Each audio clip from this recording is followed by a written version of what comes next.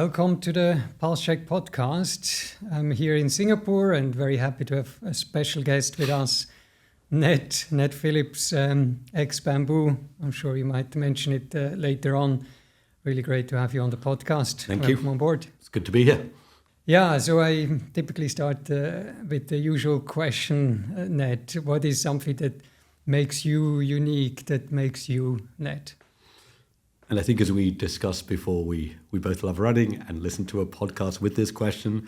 So while I've never been asked it, I have heard and thought about it.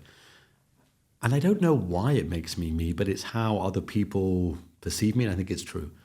I seem to have this kind of deep reserve of energy that keeps me kind of energetic all the time. I think when people think about me as this kind of... we'll talk a bit about Bambu. It wasn't always positive. So I do have an ability to get away from being positive. But in general, what makes me me is this kind of energy that I seem to have inside. And I often get asked, why are you so energetic? Honestly, Salomon, I don't really know. We've all got our own bits of ourselves that are who we are. But I think that's when I knew you were going to ask the question. I did think. And it is this reserve or this ball of energy that I have, and I can't stop it. And I'm honestly pretty happy I have it. Yeah, I know that feel. I have it in a similar way, and also love running and use that energy besides business. And there was actually a statement I heard many times that a lot of entrepreneurs are also runners because they use it as a balance, but they have so much energy. They can leverage it across. I did, interestingly, so I have a running podcast that I do as well. And it's about running in business, interestingly. So the gentleman I run it with, he was an entrepreneur as well. And actually today we were talking about what do you learn from running in business? So we thought about many different things. But again, we're both into ultra running. You know this phrase in ultra running, when you feel bad, wait half an hour, you'll feel good. And if you feel good, wait half an hour, you'll feel bad. Yeah. I think running a startup's a bit like that. Every day something happens that makes you feel like, oh no, it's the end of the world.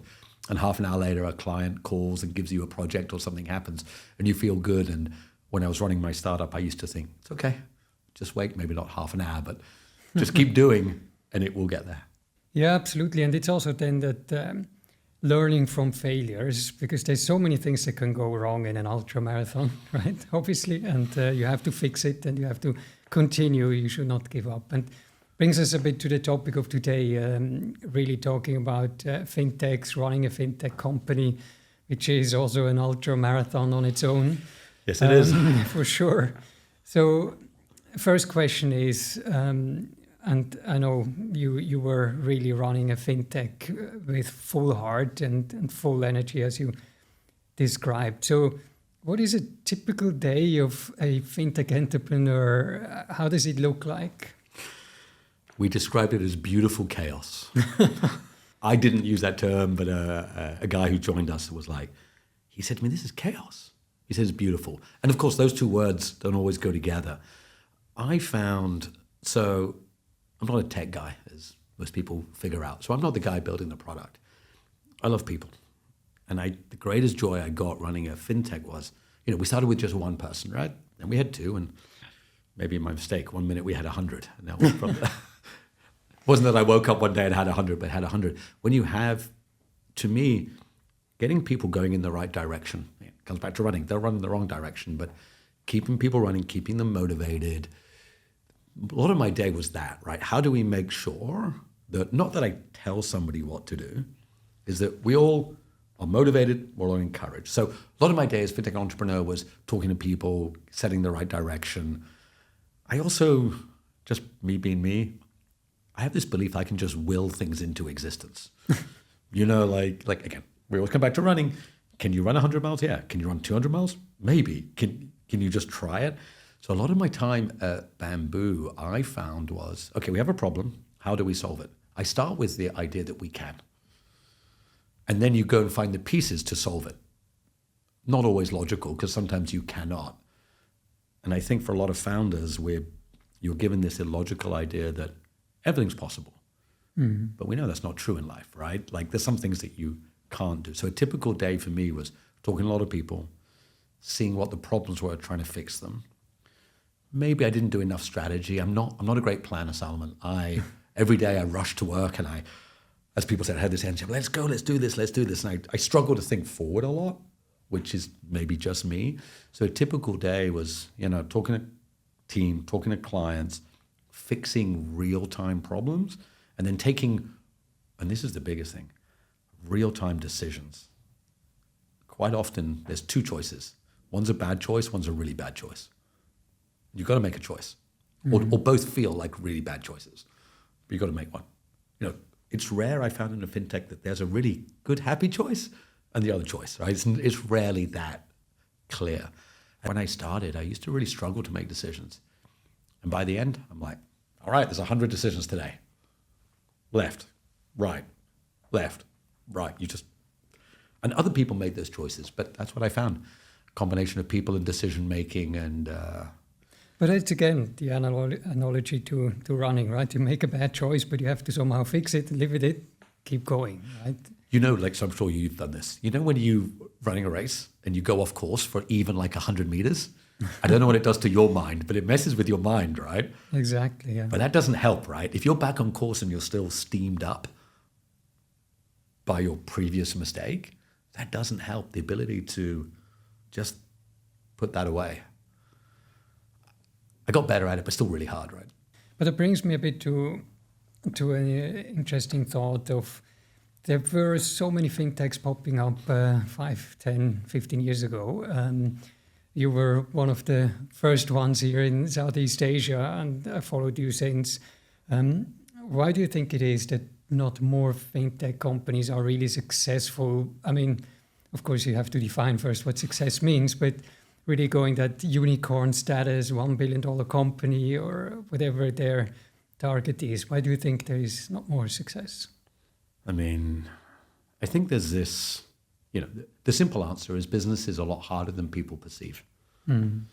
Secondly is people think I'll build a product and other people will buy it. And that isn't as easy as we all know, right? That reality. And I think for a lot of fintechs, they start really with the wrong concept. The wrong concept is, I'm going to build a great product and people are going to buy it. But that's not, or I'm solving a problem. And so this might be a bit controversial. Everyone says, find a problem and solve it. That's all nice. There's lots of problems I can solve, but it doesn't mean people pay you money for it or the right price for it. And I think many founders are dreamers. Oh, I have this great idea. They're not just cold, hard, practical business people. Because if they were, they wouldn't, 90% of the ideas, they wouldn't start. So I think that is the base problem, is a dislocation between the desire and the will of that creates a founder, somebody willing to leave a great job. The other dynamic is this, particularly in financial services, we startups sell to banks. Banks optimize not to get it wrong, not to get it right. They optimize. So the phrase, no one got fired for buying Microsoft. You don't get fired for buying Microsoft, right? Because it's Microsoft. But let's say you buy products from a very small startup that either doesn't make it, which I know the realities of, or it doesn't work. That's a huge risk on a personal level.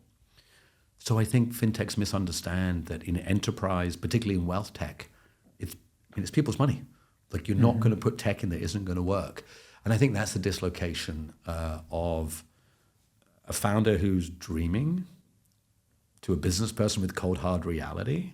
And this is another opinion. I don't know if VC dollars are the right way to build these. They might be the only way, but I don't think they're the right way, which I know doesn't make sense. And then just banks aren't optimized to onboard little fintechs.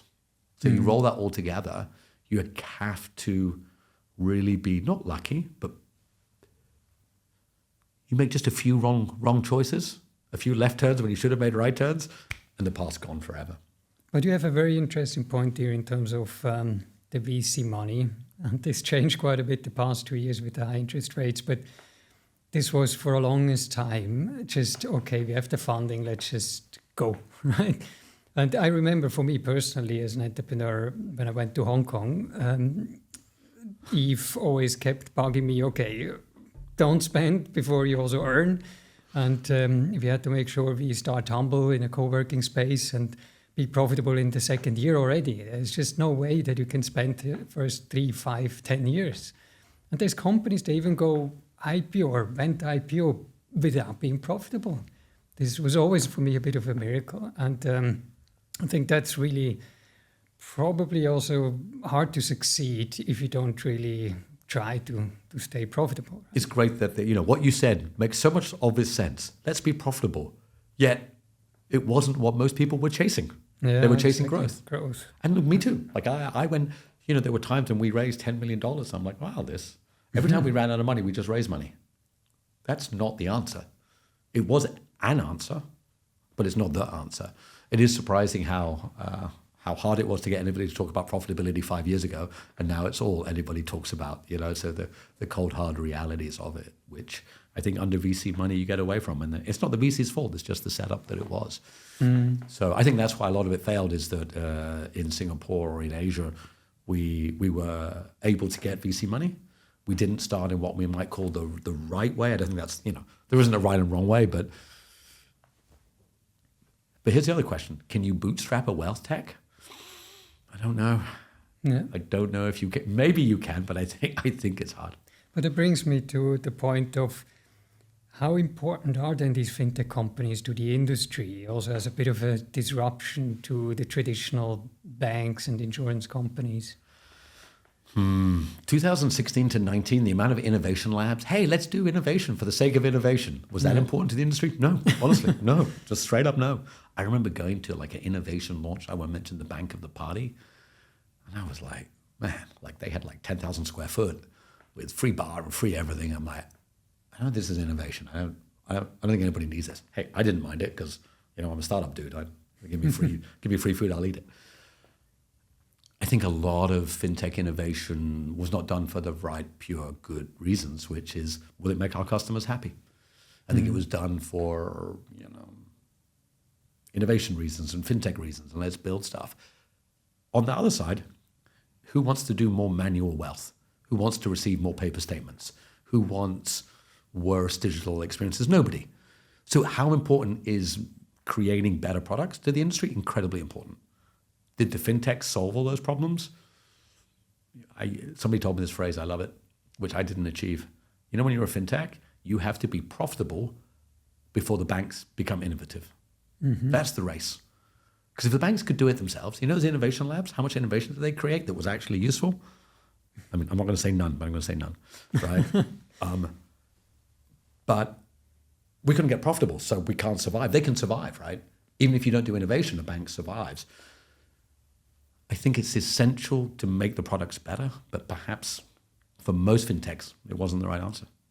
I do think, of course, innovation and first principle design is very important in the industry. And at the very least, financial services industry had a bit of a wake-up call that, hey, customers do want to see more innovation. Customers do not want to queue up in front of the branch, and they want to see more an innovative game of play when it comes to financial services. And at least virtual banking, that was also driven with the push from the regulators, for sure was also on the back of many of those fintech companies. So maybe on that note, also for you personally, do you regret having to go on that path of running a fintech company? I have answered this question before, so I have thought about it. So I will give you the definitive. I thought that would get you with that one. 100%, man. All good. I regret it for my family. I don't regret it for me, and I'll tell you what I mean. Running a startup for 8 years where you don't exit and basically don't get paid is not just hard on you; it's hard on the family, right? Like it's a tough path. You are bringing along not just yourself; you're bringing along everyone else.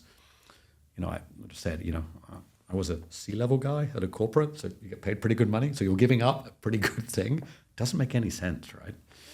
So I think if you looked at it from a logical point of view, if I took it as a whole, do I regret it? Yeah. Do I regret it for me? The highs of highs that I got, standing on stage, being told that you're the, fintech of the year, walking into an investor and he shakes your hand and you raise $10 million and you walk out of that room thinking you're, superhuman. Building a company that at one point, so proudest moment, I don't know if people know this, Bambu was awarded the best place to work in Singapore of any company on all of Glassdoor, we had the single highest rating. Over 90 people, we only got 5.0 for every single thing. And honestly, the high of high for bringing a group of random people together and them all believing that we were going in the right direction for my ego, to be honest, was amazing. Is it fair on everyone else? No. So I don't regret it for me, but I regret it for the family. Would I do it again? No. It's really a hard thought to swallow, but it's true. I mean, let's be honest. We all follow Elon Musk and Jensen Huang, and really the ones that went over and beyond and had a couple of divorces and family breakups and so on. I think Elon's had more than a couple. I think he's getting on there.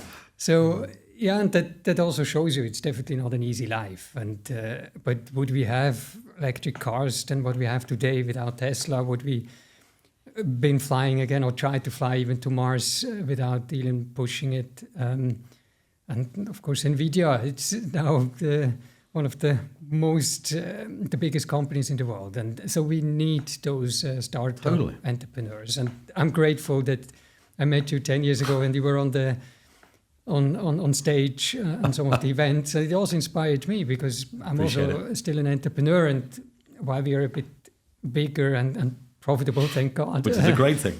Which is a good thing to have.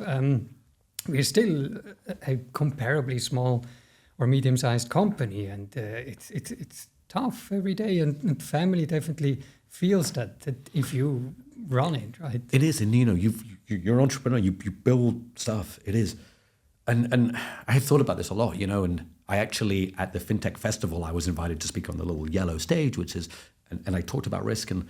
I know this is a bit cliched, but, do we need to stand on top of Everest? Not really. Do we need to go to the moon? Not really. Do we need iPhones? Maybe we do.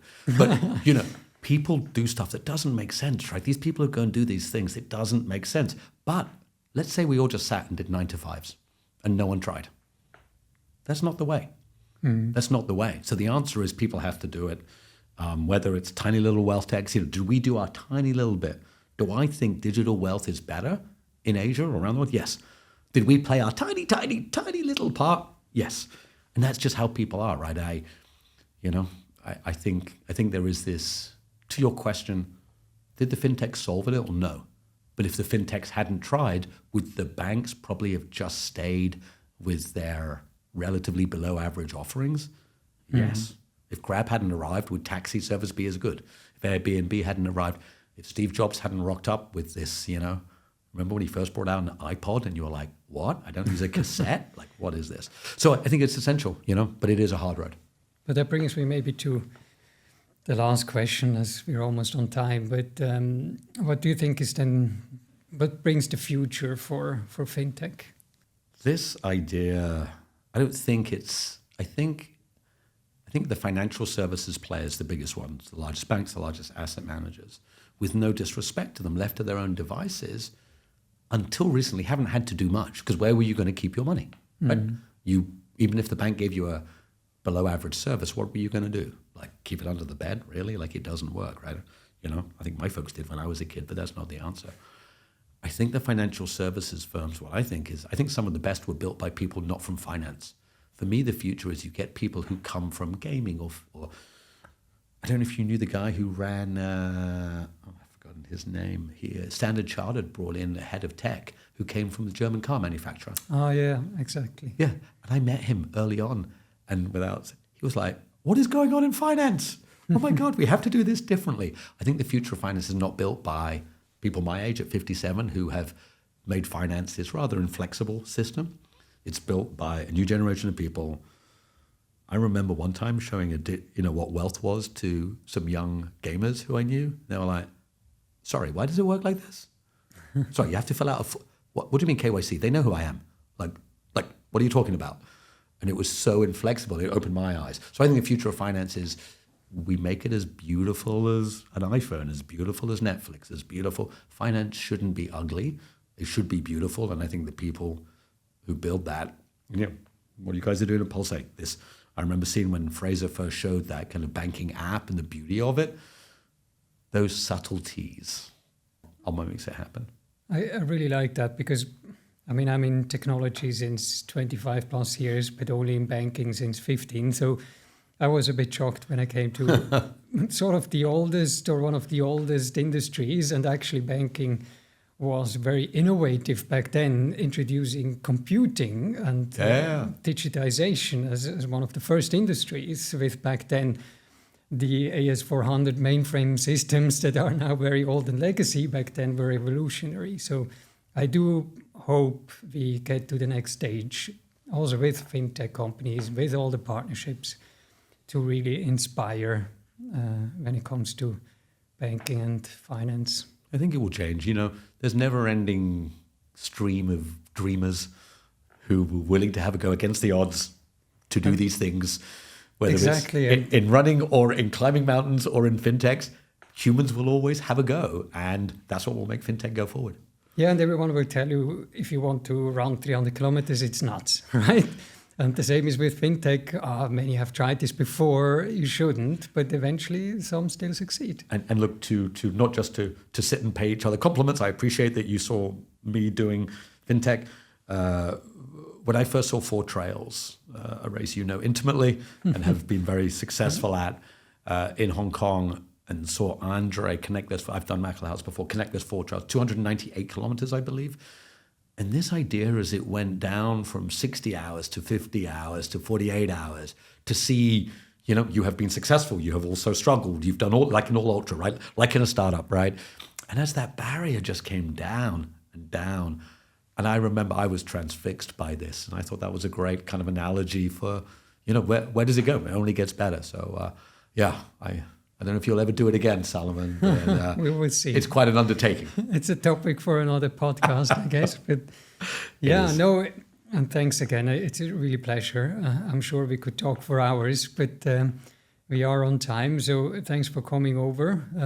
Well, actually, I came over. I flew to Singapore and met you here, but great conversation. Is there any last words, anything you want to mention? I have this phrase called strong opinions loosely held. I used to have strong opinions strongly held, which you don't learn anything from.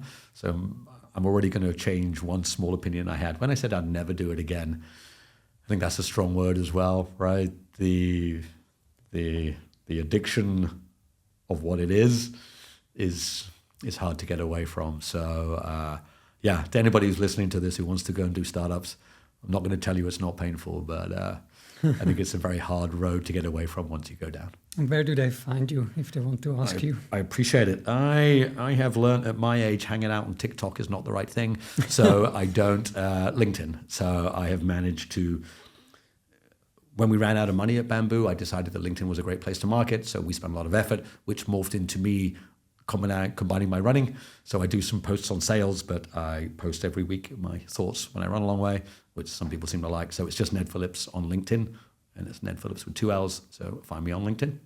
Thank you so much, Ned. Same for us, Pause Check Podcast. You find us on LinkedIn and social media in general. So it's been a pleasure. Thank you. Thank you. Appreciate it. Thank you, man.